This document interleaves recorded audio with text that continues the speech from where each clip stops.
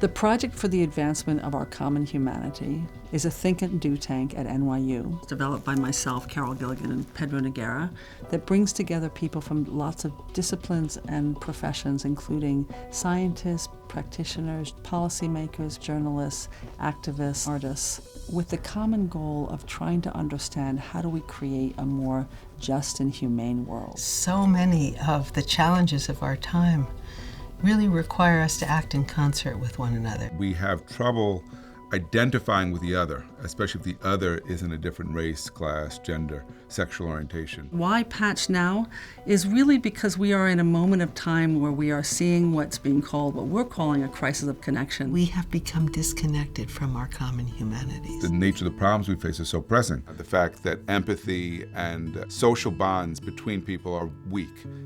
And our strategy is to draw from what we're calling the science of human connection. The research that we had done and that colleagues of ours had done really provided a map showing how and when and why we become disconnected from our common humanity.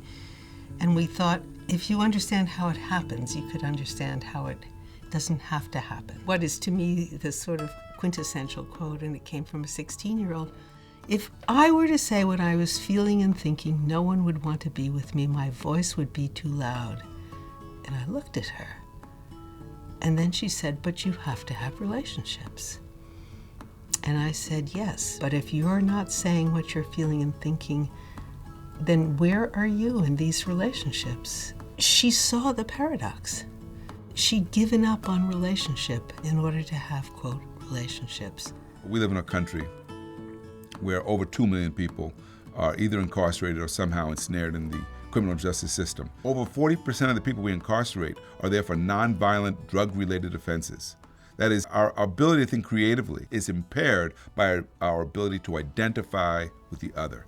It's that inability to see the humanity of another person that limits us from doing what is in our own interest, is in the common interest. All these problems share the same root, and the root is that we are deeply disconnected from each other.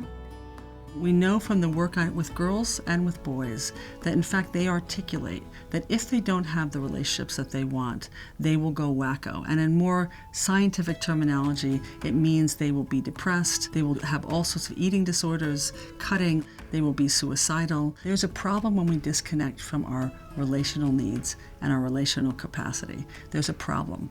And it's a mental health problem and it's a physical health problem. And yet we grow up to somehow disconnect from that knowledge. We grow up somehow believing that if we just focus on ourselves, if we just become independent and self-sufficient and autonomous and successful in the most individualistic way, we will somehow be happy, we will somehow be successful, we'll somehow live long lives. And the data, in fact, young people and the scientific data reveal to us that that's just not the case. But I want to underscore that it's young people know this.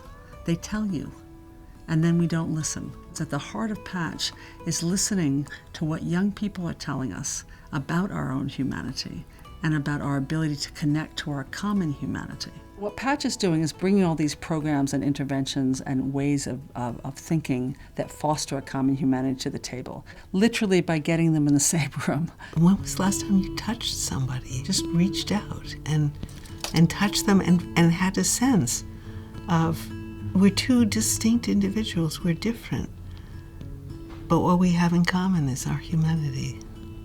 That is our curiosity, our ability to feel with other people, our desire, to be close to other people. Don't be afraid if you're not what society tells you you are supposed to be.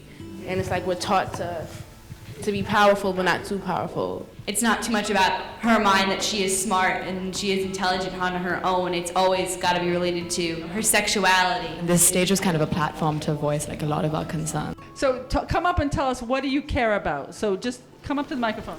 One of the most important things that I care about, me personally, is friendship. I care about being true to myself and being real, and that means being comfortable with who I am. I care about being socially active. I always desire relationships, not just with my peers, but with anybody, to be able to rely on someone. I care about my family. I also care about Legos a lot. I care about my friends, my family, the well-being of other people. This room is filled with people who each have real expertise in a wide variety of different areas. That's a political action that needs to be taken. I see, yeah. So we really need to do both. And I think collectively we can. This is about really making something that is going to ignite change. Changing the discourse, changing the way we're even framing what we're trying to do. We need each other, we thrive in relationships, and really if we start from that place that that's who we are as human beings, that's how we've thrived as a species, our social nature has allowed us to thrive.